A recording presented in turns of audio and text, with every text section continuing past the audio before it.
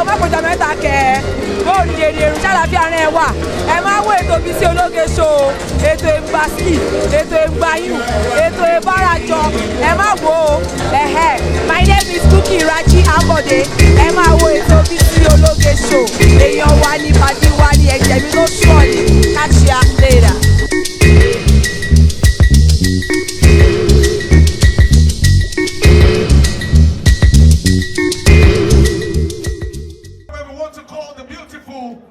Women of FGGC New Busa, we want to have you please to come aside and celebrate with the celebrant. Special request by the celebrant. She wants to have this wonderful moment to do something for these wonderful people.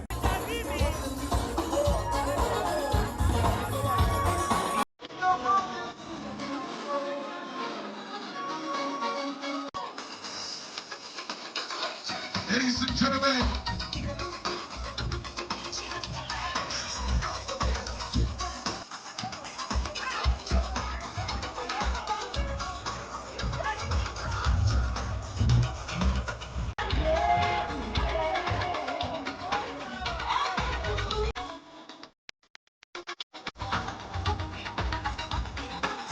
turn it up, say.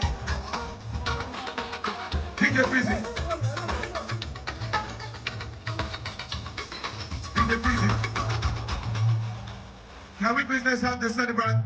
Where are the beautiful women of FGGC New Busa?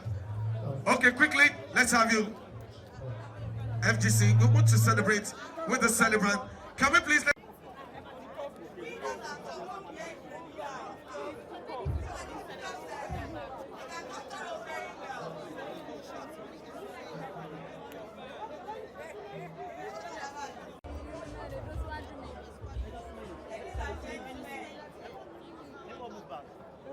let's move back. The old girl students of Federal Government College, New Busa. We are here to celebrate with one of our own. And we are going to recite the school anthem. The school anthem after two. 1, 2. FGGC New Busa, a great institution. We pledge our loyalty. As long as we live, all that you teach us now, the truth and honesty, all things will go with us wherever we go. We learn to be humble and work diligently. We learn to do our best in all that we do. When you will be not proud, always be consistent.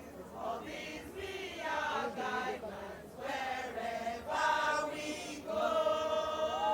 Can we please let's celebrate them? All these women you see on the dance floor, they are all school prefects. All of them, kò sí ètò orúkọ ònu wọn gbogbo wọn mọ̀wé tí ó dáa. Wọ́n dẹ̀ ń jíwèé wò, wọ́n dẹ̀ ń fo fẹ́ǹsì. Wọ́n dẹ̀ ń lọ school too. Bẹ́sẹ̀ wò wọ́n yìí, gbogbo wọn ti di alálùbáríkà. All right. Federal girls are heavy girls.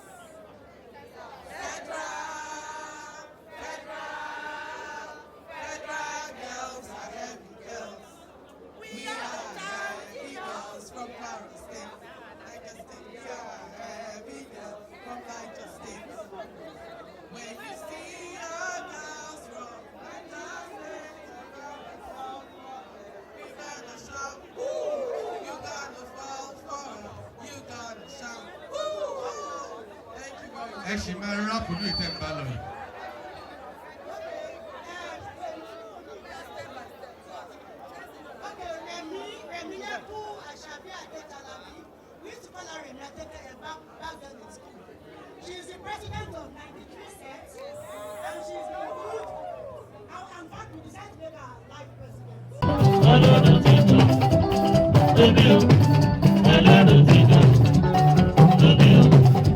Remilekun, Ashabiade.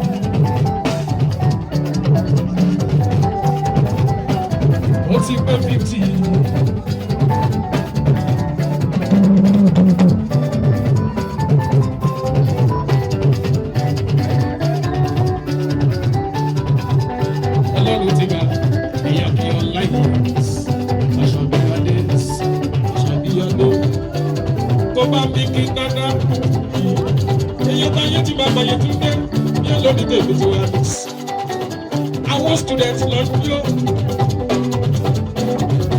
Pẹ̀lú Remilekun láti bí Amẹ́ríkà, ìlú London, ní Canada. Ọkùnrin wọlé àwọn tí FGGC, Niger States.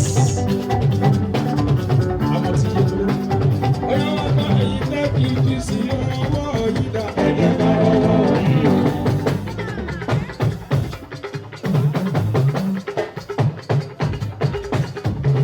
Tọ́jú olórí ìfọwọ́sọdé mi Martins. Èyí FGGC ọwọ́ yìí dá ẹ̀yẹ bá ọwọ́ yìí o. Àìsàn òkè máa kẹsẹ̀ ní gbogbo. Èyàn dàbí owó bá rèé. Àìsàn àtọ̀ níwájú àtàjọ àròkì ṣáyà. Èyàn ṣó táyọ̀ gáàjà mi. Tí wọ́n ti bọ̀ ṣó táyọ̀ gáàjà. Wí mọ́dà tó sọ mọ́dà tí yóò jọ jẹ. Àròkì ṣáyà, àròkì ṣáyà, àròkì ṣáyà, àròkì ṣáyà, àròkì ṣáyà.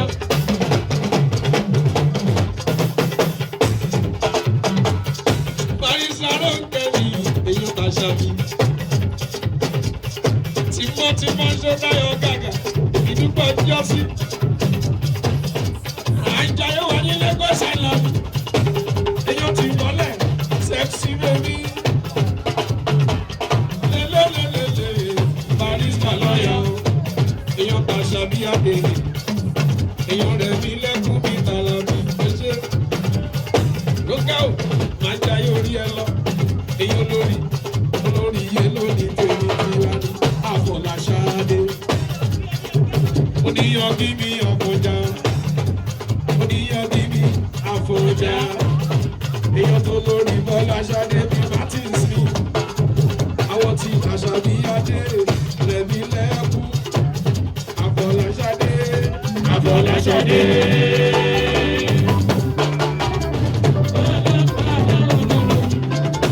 Ashabiade bí Martins.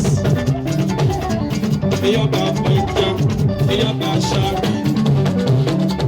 Èyàn tí barista lọ́yà. Ló pẹ́, èyàn Talabi, ẹ̀jẹ̀ lábí mélòó. Àwọn tẹ́jìjì, èyàn tí ìmọ̀lẹ̀ tí ó ràn yàn níṣẹ́.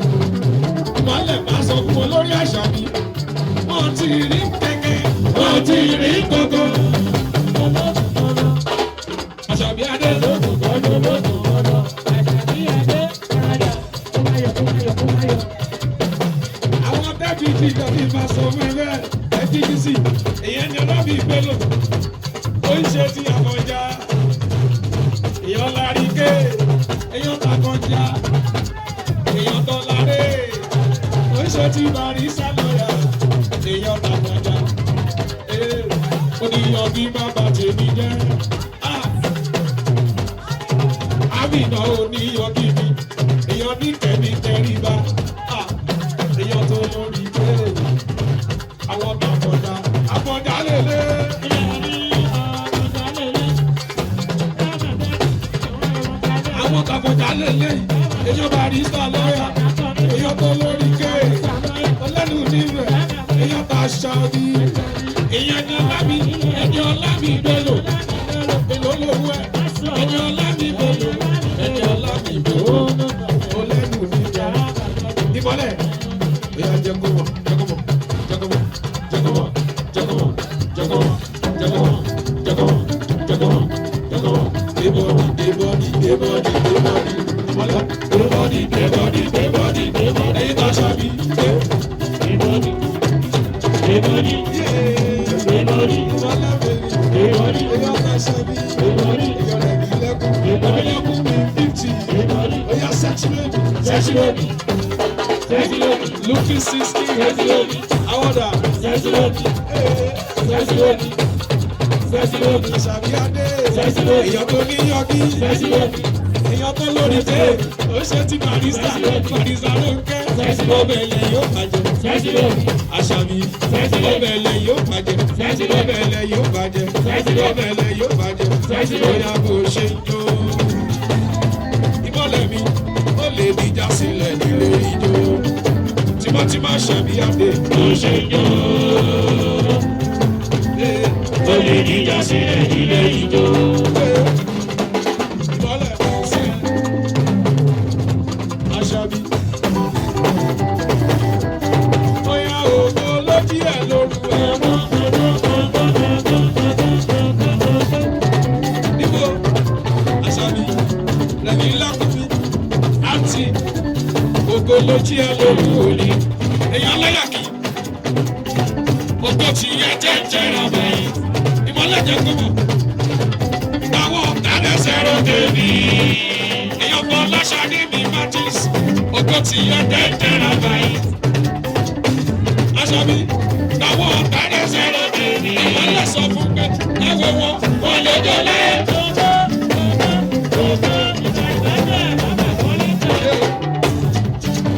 Báwo la ṣe fẹ́ lóko lọ́rùn? Tímọ́tímọ́ bí bọ́bí tọ́pọ̀ sí. Ó ṣe tí yé tún débi gbogbo náà rí. Èèyàn tó lúwa kẹ́mi. Èèyàn tó ní ìyọ̀kí. Èèyàn barista lọ́yà. Barista lọ́yà mi rán kẹ́.